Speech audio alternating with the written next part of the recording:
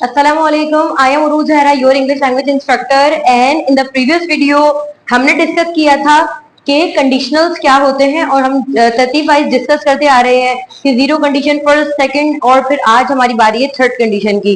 So I hope आप हमारे channel पर हैं, हमारी वीडियोस को देख रहे हैं और we are really thankful to you because आप हमें मुख्तलिफ रीजन से देख रहे हैं। So kindly mention your availability in a comment section and I will reply you back. Okay, now discuss करते हैं आज का एक बहुत important concept, that is third condition. Third condition की अगर हम बात करें, स्टूडेंट को सबसे ज्यादा तंग करने वाला कॉन्सेप्ट ही थर्ड कंडीशन है और इसमें और सेकंड कंडीशन में फर्क क्या है, आज की इस वीडियो के एंड में आपको ये बात समझ आ जाएगी।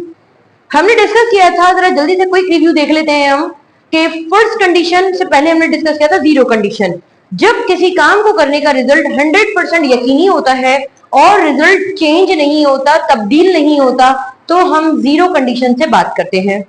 इसके बाद हमने फर्स्ट कंडीशन की बात की थी कि फर्स्ट कंडीशन हमारे पास ऐसा एक कंडीशन होता है कि जिसमें आउटकम 50% यकीनी होता है, क्योंकि यहाँ पर जो आउटकम है वो एक्सपेक्टेड और अनएक्सपेक्टेड दोनों हो सकता है।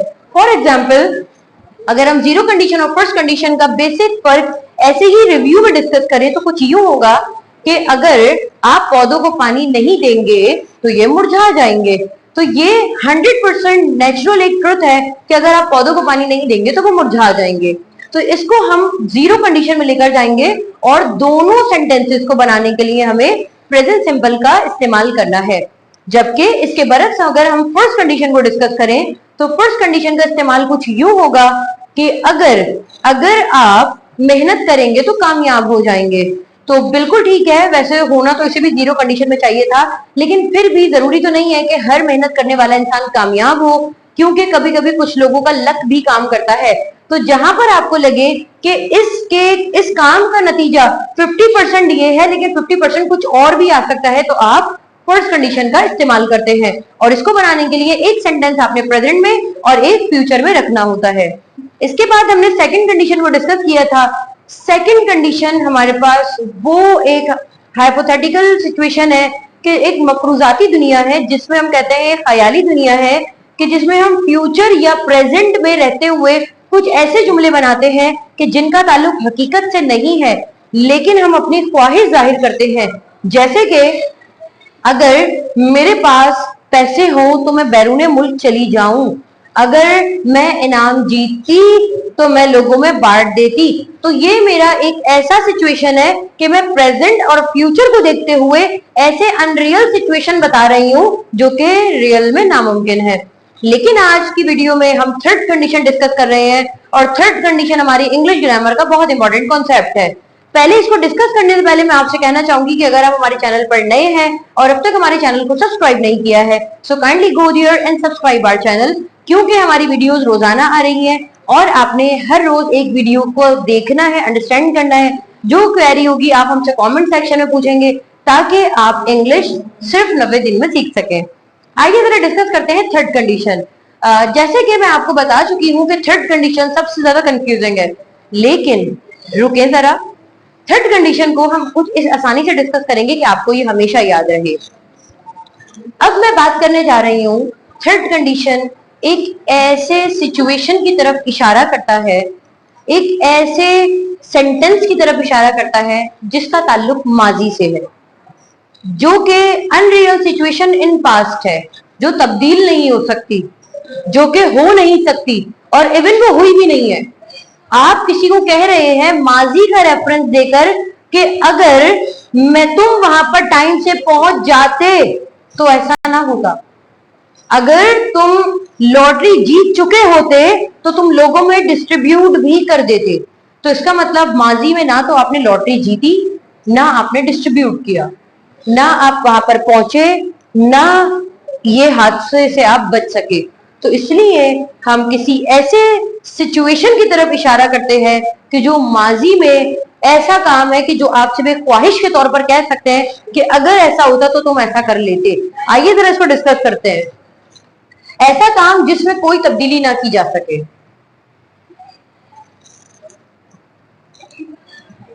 ऐसा काम जिसमें कोई तब्दीली ना की जा सके, ऑलरेडी हम बता चुके हैं कि अनचेंज्ड पास्ट है जिसमें तब्दीली नहीं आएगी। जरा डिस्कस करते हैं इसका फॉर्मूला। सबसे पहले आपने इफ लगाना है, इफ के बाद पास्ट परफेक्ट। पास्ट परफेक्ट की वीडियो भी हमने डिटेल में बनाई थी कि सब्जेक्ट के बाद हेड आता है, देन वर्ब की थर्ड फॉर्म आती है, देन ऑब्जेक्ट आता है। देन इसके बाद आपने कॉमा का इस्तेमाल करना है, कॉमा के बाद subject, then would have, then verb third form and object, आपने इसका इस्तेमाल करना है।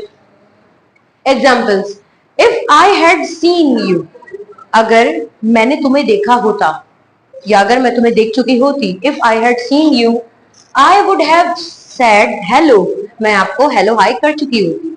यानी कि मैंने आपको ना देखा और ना हेलो हाई हुआ। आप एक वजाहत दे रहे हैं कि अगर मैंने तुम्हें देखा होता तो मैं हेलो हाई कर चुकी होती। ये जुमला और ये जुमला दोनों ही पास्ट के हैं। वुड हैव यहाँ पर आपकी ख्वाहिश के बारे में इज़हार कर रहा है कि मैं ऐसा कर चुका होता, तो डेफिनेटली आपने नहीं किया। इफ आई हैड नोन, अगर मैं जानती। I would not have done it, मैं ये काम ना करती। If I had known I would not have done it, कि अगर मैं ये जानती तो मैं ये काम ना करती।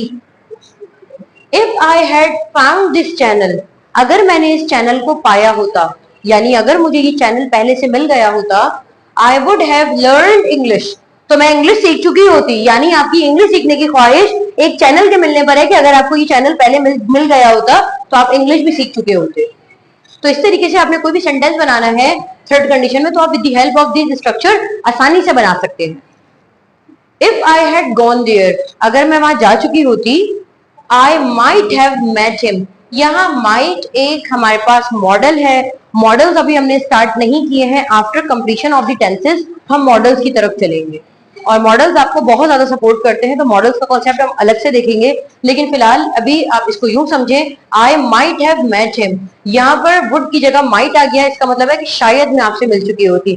तो वुड यकीनन की तरफ बात कर रहा है, जबकि माइट शायद की तरफ बात कर रहा है। I might have met him, कि मैं उस लड़के से मिल चुकी होती।